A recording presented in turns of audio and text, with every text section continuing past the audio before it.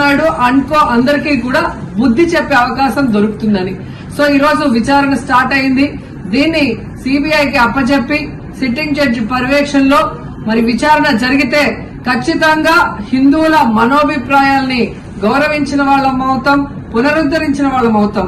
లేకపోతే చంద్రబాబు నాయుడు వేసిన ఈ నింద పవిత్రమైన లడ్డూని తినాలా వద్దా, దీంట్లో కలిసిందా లేదా అన్న అనుమానంతోనే భక్తులందరూ కూడా ఈరోజు లడ్డూ తినకుండా వెళ్లిపోతుంటే ఒక తిరుపతి అమ్మాయిగా చాలా బాధేస్తుంది. ఈ రోజే అలగర్ కోయిల్ మదురై దగ్గర మరి దక్షిణ తిరుమల చాలా పవిత్రమైన టెంపుల్.